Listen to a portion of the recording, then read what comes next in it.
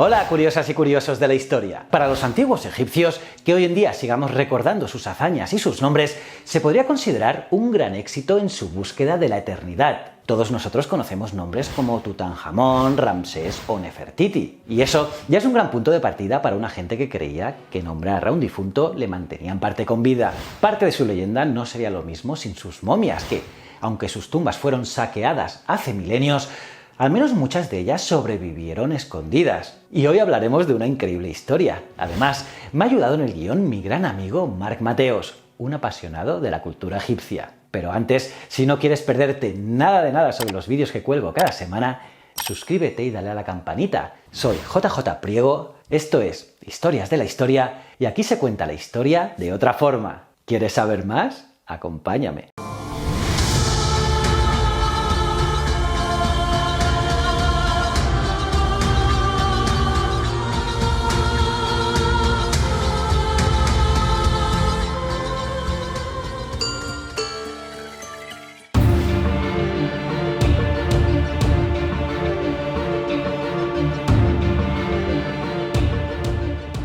Corría el año 1881. El renombrado egiptólogo francés Auguste Maquiet acababa de morir y su discípulo, Gaston Maspero, tomó el relevo como jefe del servicio de antigüedades. Su misión era, entre otras cosas, la protección del patrimonio egipcio ante un creciente auge del turismo que ya por aquella época llegaba a Egipto. Muchos de aquellos turistas europeos y americanos adinerados volvían a sus países de origen con ciertos objetos antiguos comprados en el creciente mercado negro. ¿Quién no tenía una momia por casa? Pues bien, en tal tesitura se encontraba ese 1881 el norteamericano Charles Wilbur, alumno de Maspero. Estando en Luxor, dio con lo que parecían ser piezas de mucho más valor de lo que solía ver por allí por esa época. Y tirando del hilo, dio con un hombre llamado Ahmed Abdel Rasul, que vivía con su familia en una casita en Kurna, en la orilla occidental de Luxor, muy cerca del Valle de los Reyes. El tal Ahmed le ofreció un rollo de papiro en muy buen estado de conservación, y al cabo de una semana, los vendajes de una momia con el nombre del sacerdote de Amón y faraón en la práctica, Pal Nayem II. Precisamente su papiro del Libro de los Muertos, el que veis en esta imagen, se vendió en 1876 por 400 libras esterlinas y hoy se conserva en el British Museum. Ante tales ofertas, Wilbur decidió contactar con Maspero para contarle la situación. Y este mandó a su ayudante, el alemán Emil Buguns, quien detuvo a Ahmed y su hermano Hussein para ser interrogados en Kena. Y digo interrogados como eufemismo, porque se dice que lo que ocurrió de puertas para adentro fue de todo menos una conversación. De hecho, después de aquello, Hussein quedó en paradero desconocido. Sí, otro eufemismo, pero por más presión que hiciese el interrogador, ninguno soltó prenda. Y fue entonces cuando Mohamed, el hermano mayor de los Abdel Rasul, decidió contar la historia ante la perspectiva de nuevos, digamos, interrogatorios. Y aquí abro un mini paréntesis para decir que el hijo de Mohamed, también llamado Hussein, sería el que en 1922 descubriría el primer peldaño de la tumba de Tutankamón. Pero ya hablaremos más a fondo de eso en breve. Volviendo al tema, al parecer el hallazgo se hizo en algún momento entre 1860 y 1871. Resultó que Ahmed, paseando con sus cabras por las laderas del valle, cerca del templo funerario de la reina faraón Hatshepsut, en Deir el-Bahari, perdió una de ellas al despeñarse por un agujero. Ahmed fue a rescatarla y en ese pozo descubrió muchos sarcófagos y objetos valiosos y por tanto vendibles. Ante tales explicaciones, en julio de 1881 el servicio de antigüedades tenía que actuar, pero era pleno verano y como el calor en Luxor es abrasador, Maspero estaba en Francia, dile tonto.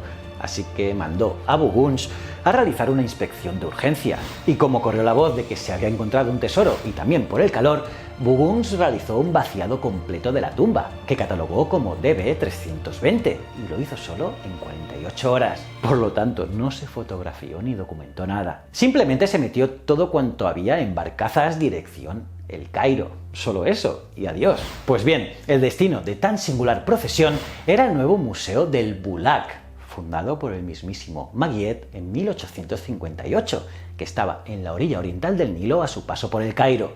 Dicho museo era el predecesor del actual Museo Egipcio. Pero al llegar a la capital egipcia, los barcos tuvieron que pasar por una suerte de aduana fluvial. Ya te puedes imaginar la cara que se le quedaría al oficial de turno al inspeccionar la mercancía. Debió ser digna de ver, pues ante él se encontraban alrededor de 50 momias como las de los grandes Tutmosis III, Seti I o Ramsés II. Alucina mandarinas. Y aunque los oficiales egipcios tienen muy claras sus responsabilidades, que en ese caso era catalogar y declarar todo cuanto llegase a sus manos, nunca habían llegado tal tipo de mercancías a ese puesto. Así que el pobre señor hizo cuanto estuvo en su mano para catalogar el producto. Como no existía la casilla para momia, decidió que lo que mejor se adaptaba a lo que tenía delante era, bueno, pescado seco. Sí, lo que oyes. Y ya de regreso a Egipto, Maspero desvendó la momia de Tutmosis III, el llamado Napoleón egipcio, pero su estado era tan precario que se desanimó y dejó el tema abandonado hasta que, ojo, 5 años después, en 1886, decidió volver al turrón. Su sorpresa fue mayúscula cuando descubrió el absolutamente fantástico estado de conservación de algunas de las momias. Sí, y es que, ojo, la momia de Ramsés II, por ejemplo, aún tenía el pelo teñido de henna, un tinte natural de color rojizo de la época, y su rostro aún mostraba restos de haber sufrido viruela. Brutal. Por otro lado, la de Seti I estaba tan perfecta que por su tez tan suave y limpia parecía que acababa de salir de un spa. Eso sí, otras momias de la colección, como la del rey de la 17 dinastía, Seqen-Nenre-Taa, no tuvieron tanta suerte. Dicho monarca murió en batalla contra los Hyksos y su cabeza recibió tal cantidad de hachazos que apenas se reconoce a un rey en su momia. Pero seguramente te estarás preguntando, ¿qué hacían todas esas importantes momias en la tumba de un sumo sacerdote de Amón? Pues la pista definitiva llegaría unos pocos años después, exactamente en 1898, cuando Víctor Logué descubrió en el Valle de los Reyes la tumba de Amenhotep II, catalogada KV35. Allí, además de encontrar la momia del mismísimo Amenhotep, se hallaron 13 momias más. Entre los inquilinos de esa tumba había personajes como Tutmosis IV, Amenhotep III, su esposa Tille, el hijo y sucesor de Ramsés II, Mer-en-Petak, o la que posteriormente sería identificada como la madre de Tutankamón. Esos escondrijos de momias en tumbas dejaban ver una historia que ocurrió a principios del tercer periodo intermedio. Hoy en día sabemos que el último faraón del Reino Nuevo, Ramsés XI, empezó a construirse su tumba en el Valle de los Reyes, pero nunca se enterró en ella. Lo haría en una tumba aún desconocida cerca de Memphis, justo al norte. Y a su muerte, el valle quedaría abandonado y había que hacer alguna cosilla para evitar el pillaje. Así, los trabajadores que antaño habían construido esas tumbas fueron reasignados a tareas de localización y desmantelamiento para poner a salvo y reutilizar todo cuando pudiesen. Por ejemplo, el sarcófago del sucesor de Ramsés II, Mer-en-Ptah, fue reutilizado por un faraón de la 21 dinastía, Susenes I, que fue enterrado en Tanis, en el Delta. Durante el proceso, los funcionarios iban trasladando las momias de una tumba a la siguiente, agrupándolas poco a poco.